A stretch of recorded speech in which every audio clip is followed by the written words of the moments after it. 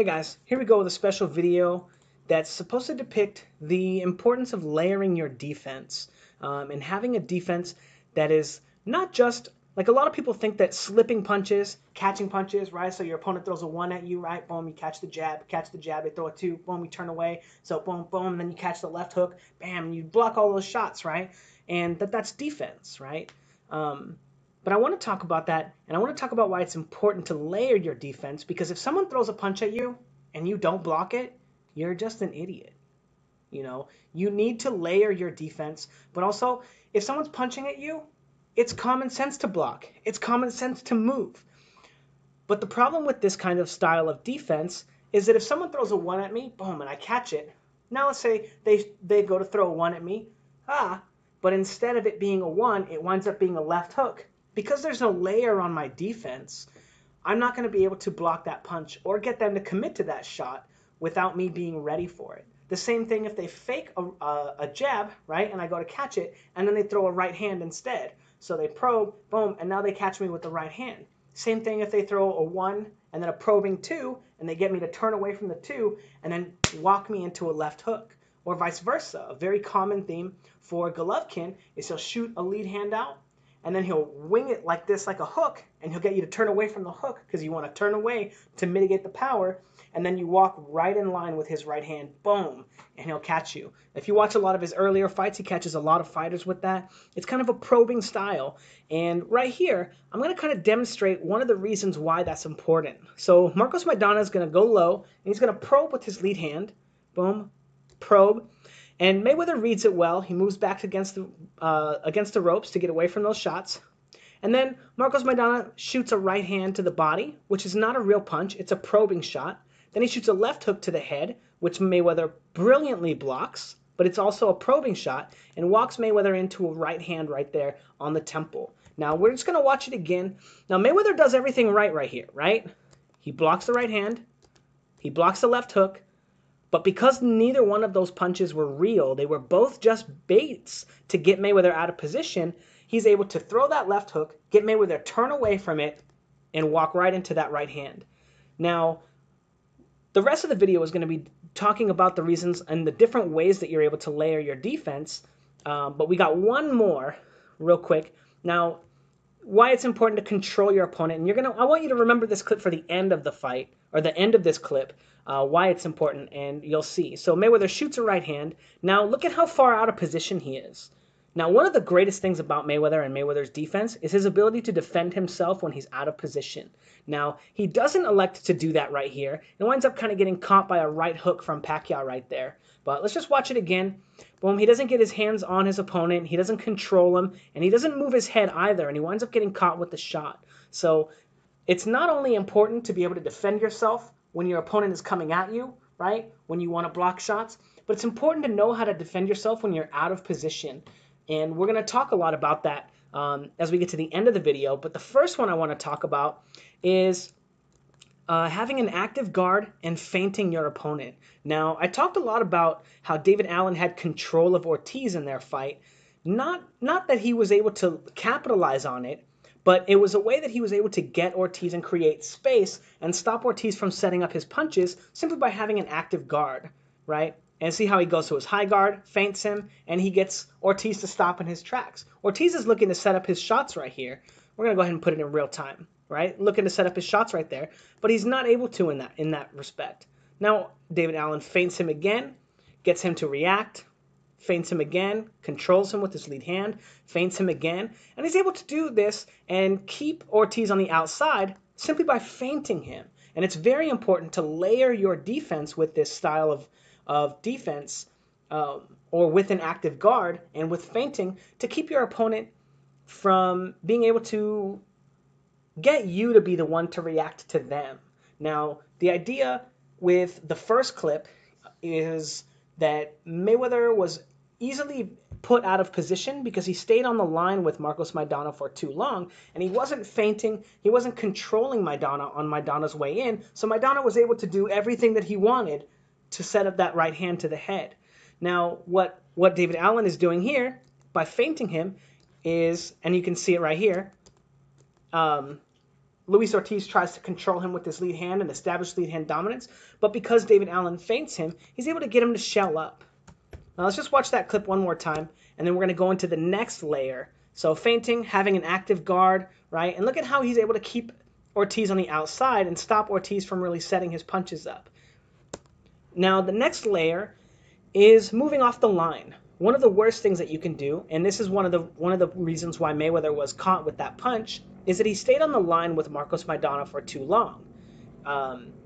Marcos Maidana was feinting him, probing him, and Mayweather was staying on the line with him, allowing him to take away the effectiveness of his baseline defense, right? So your baseline defense is 1, 2, 3, and you catch that shot. So your opponent throws a 2, boom, you catch it, right? Or you slip it, right? And then they throw a hook, now you catch the hook, right? That's your baseline defense. That's your most basic defense. So adding a layer to it by feinting your opponent and getting them to commit to their attack and take away the layers of their offense is very important. Now, there are other ways that you can do this simply by moving off the line. So you can mitigate your opponent's ability to set their shots up when you get feinted out of position, right? So Toronto Johnson right here looks to close the distance with that jab and then start fighting on the inside. But Derevyanchenko is able to move off the line and stop those feints of that jab from being effective. Now, here's a little bit of Derevyanchenko staying on the line with Toronto Johnson. Look at how many shots he takes. And then look at how easy it is for him to move off the line and reset Toronto Johnson. Again, beautiful use of moving off the line right there as Toronto Johnson comes forward. And now again, just simply moving off the line and adding a layer of defense to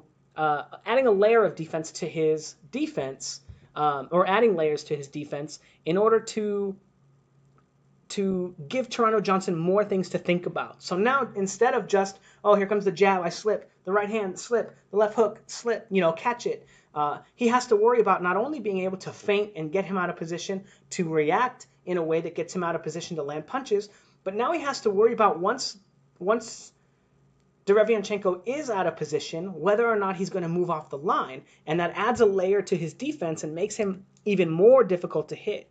Again, so he misses that hook, and what does Derevyanchenko do? He moves off the line, and then he starts throwing his own punches. Toronto Johnson starts shooting punches at him. He controls him, moves off the line again, resets Toronto Johnson. Now, beautiful work from Derevyanchenko. Let's go ahead and watch some of that again. Again, his opponent closes the distance. He moves off the line rather than staying there with him. You can see how ineffective it is to stay on the line with a guy who wants to punch with you. So he just moves off the line, and his opponent is able to catch him. And it also allows you to set up offense, get off the line, adds layers of your defense, but also get off the line to set up your own offense as well, as you can see in this clip where he really starts to go ham on Toronto Johnson simply by being able to move off the line. Now, the next layer of defense, which I think is much more important, this is probably your first line of defense, the most important line of defense when you're being a defensive fighter, on top of having an active guard and having defensive responsibility, moving off the line, is lead hand control. Now, being able to control your opponent and control you don't want to control the space between them by making sure there's space. You don't want to further the distance that you are away from your opponent because you don't have the opportunity to land punches when you're out of range either. But what you want to do is when you guys are in range to hit each other, right? You want to control all of this space. You want to make sure that they don't ever move into this space to set up a punch, right? So if this guy comes in and he goes low, now you go low, right? And then he goes up, and then you go up, and then he goes low, and you go low, and then he goes up. He knows you're going to go up because he feinted you, right? So now he can just, boom, throw a punch, right? So you want to control that space so when they do that, you probe with them. You stick your little lead hand out there. As you can see in this clip right here, Sergey Kovalev is probing with his lead hand. He's trying to get Andre Ward to make a mistake. So he sticks his lead hand out there, and immediately, what does Andre Ward do? Controls him with his lead hand, right? Now when Sergey Kovalev tries to land his jab to the body, Andre Ward is able to easily see it coming. He has control of that space. He understands that Kovalev is looking to set up his punches, and he's able to just take a step back because he understands that the lead hand is not what the problem is. He only has to worry about the backhand because he's controlling the space between him and his opponent. Now, Here we go again, controlling him, using the lead hand, probing, right? And Kovalev has a very difficult time working his way in against Andre Ward. As you can see, Kovalev is feinting, changing levels, giving him different looks, but he has to work around the lead hand in order to get inside. Unfortunately for Andre Ward, he doesn't know what to do after he has established lead hand control, or he's taken away his opponent's most important layers of his offense after he's able to stop his opponent from setting up his shots. As you can see, he gets Kovalev to react and go first with the jab, but instead of countering over the top of it because he made Kovalev go first, right? He broke down Kovalev's offensive layers. He just slides under it and kind of tries to like hold, and then Kovalev puts him in a headlock. Again, Andre Ward feinting, right, with his lead hand, controlling Kovalev, and almost able to land a counter jab right there. But controlling him with the lead hand and using the lead hand to stop Sergey Kovalev from setting up his right hand right there. Beautiful work from him, from Andre Ward. But again, still able to break down the layers of Kovalev's offense, but he doesn't have the knowledge, the boxing knowledge, to understand what to do with it once he's done that, and winds up just kind of getting in a headlock.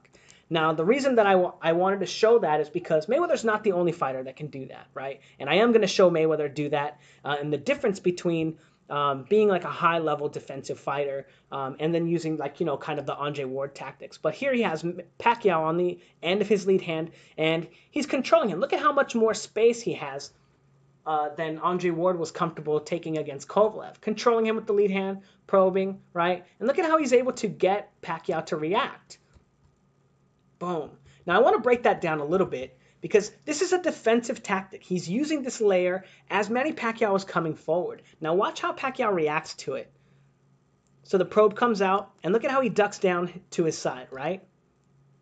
Now he's probing. Now he ducks down to his side again.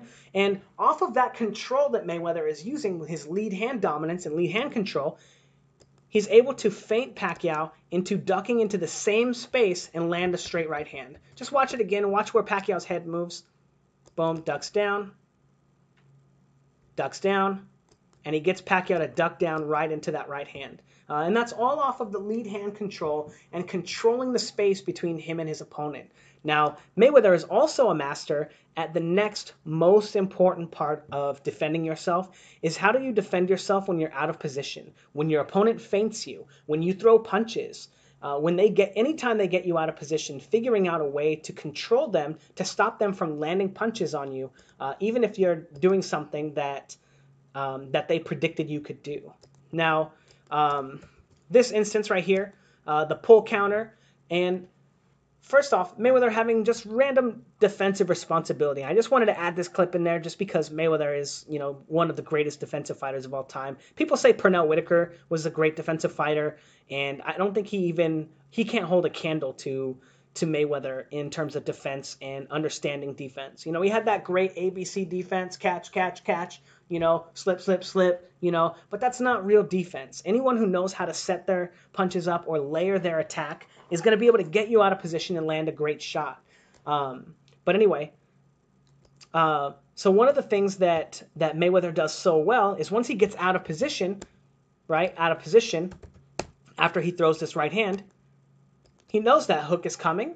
Does he? It doesn't even matter because Mayweather rolls that shot anyway. And you'll see it countless times in other film studies or other videos of him where he just throws a right hand, boom, rolls that shit, and nobody can hit him. Now, Pacquiao, in this clip, probes with the lead hand to get Mayweather out of position so that he can land the straight left. But Mayweather ducks it. Now Mayweather's completely out of position, and Pacquiao's going to look to body up with him and then start slamming some left hands into his body, right, or into his face. But Mayweather's going to do something. He's going to control Pacquiao by closing the distance because he's out of position now, and he pushes off of Pacquiao, right? Now, so what he does, ducks, boom, and then he rolls into him to get his weight on him, and then pushes off of him to control him, to create space so that he's no longer out of position. Here he does it against Mosley. Mosley probes twice at him, and he gets Mayweather out of position. He gets Mayweather to make the first defensive move. So now Mosley is controlling his head, and Mosley has the opportunity to throw a right hand, but instead of staying at this distance, Mayweather controls him, bodies up with him. Look at how he uses his forearm too. Beautiful. To create space and throw his own offense. Beautiful defense right there, and being able to transition it into an offense as well. Now, the next style and the most important style of his defensive layers is when he's out of position when he punches. Now, this situation, he walks Mayweather or Pacquiao into a right hand, but he misses, right? And it kind of touches him, right? Kind of touches him, but it doesn't matter. What he does after, now a lot of fighters think that when you shoot your right hand, boom, right? Or you shoot your jab, right? Bam. You want to bring it back as fast as possible. Boom, boom. But you're never going to bring your punch back faster than your opponent is going to be able to extend their own punch. So if they slip your shot, they're going to be able to counter you before you're able to bring your hand back, right? Because you follow through with your own shot, and notice it's not straight out and then back, right? You have no power in a shot like this. You need to turn that shot over, boom, bang, right? But when you shoot that shot, your opponent, when they slip it, you're going to need to control them, right? Either fold up with your forearm and push them down, or you shoot it and then you control your opponent's head so you can move out. Now, Mayweather is able to shoot that shot and control Pacquiao and stop Pacquiao from being able to transition his weight. Now, the idea behind controlling your opponent, right? So Pacquiao is left-handed, so he slips, the right hand goes right over, and now all his weight when he slips goes into his left leg. So he slips, and now he wants to come up with his left hand. But Mayweather has control of his head, so when he does, it kind of throws his balance off, and he doesn't have the opportunity to get any power into that shot. As you can see how contorted his body is, and Mayweather is able to easily escape. Now, controlling your opponent, it's not dirty, it's not illegal. What you're doing is you're controlling your opponent's ability to transition their weight so that they're not able to offend you when you've attacked them. Now, Mayweather is a master at it. Boom.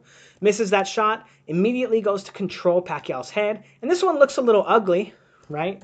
But if you look at it, whoops, I don't know why it went so far back. But he shoots that shot, controls his head, and now watch Mayweather's left arm. Don't watch his right arm. It's ugly. Don't worry about it. But his left arm, he has it on Pacquiao's head and on Pacquiao's shoulder, or his shoulder right here. Now, Pacquiao's in the middle of transferring his weight, but he's not able to completely turn his whole body because Mayweather has control of his shoulder. He's able to push him off balance just enough to stop him from landing a clean shot. Now, this is not dirty, you guys. Controlling your opponent in this regard and controlling their ability to transition their weight is not dirty. There are ugly examples, and I will show those as well. But again, here we have Mayweather moving back, right, slipping a shot. He's out of position. He has to either move off the line or control his opponent, and he chooses to control Pacquiao by putting his weight on him, and it stops Pacquiao from being able to land another counter shot. Just a beautiful work right here, and he's able to move off the line and neutralize Pacquiao's right hook by putting all of his weight on the left side, so now he's not able to transfer his weight or throw a punch, because if he does, he's probably going to fall down. Now, beautiful example right here. Shoots the right hand, shoots the right hand, and then controls him, right? So boom, and then layers his defense to control Pacquiao and move off the line. Great shot right here. Again, shoots the jab. Pacquiao slips it, but he controls Pacquiao's head and holds him back and stops him from being able to counter. Again, beautiful boxing from Mayweather. Now, this one isn't super clean, right? He misses, tries to get a hold of his head. It's a very common tactic. You miss with the hook, you bring their head down. But he doesn't, and what he does after is he controls Pacquiao's head again and then moves off the line. Now, here's some examples, right, of where it's a little less clean, a little more dirty, and this is not what he's going for, right? We've seen the other examples where he misses that shot and Pacquiao's head gets controlled. Pacquiao's making an adjustment and trying to stop that control from happening. And then again right here, shoots the hook, and then misses, but he controls Pacquiao's head because if Pacquiao comes up, he's going to land a counter or Mayweather's going to be out of position. Now, I don't like seeing this, but I promise you, if I was cornering a fighter, I would tell them to do whatever they could to avoid getting punched in the face by Manny Pacquiao. Straight up, you know, having good defense. Does anyone like that? Does everyone like that? I don't know. But I tell you what, if I had a fighter and he won a world championship belt because he was able to control Pacquiao's head and not get punched in the face with that left hand, I'm pretty sure he'd be happy. And then you also have the most beautiful times of when that layering your defense with that control after you punch really pays off. And it's beautiful. Boom. Just watch that one more time. Shoots the jab, misses, controls Pacquiao's head, moves off the line, and then lands a left hand. And it's not the cleanest left hand, but it's just beautiful boxing right there, and a real showcase to Mayweather's defensive genius, and his ability to continuously move off the line, control his opponents, and he has an active guard. He has an active guard. He feints. He probes really well with his lead hand, and he knows how to control you when he's out of position to stop you from being able to offend him when your feinting and your probing works. And that's the hallmark of one of the greatest defensive fighters of all time. Let me know what you guys think in the comments below. Yeah, thanks guys.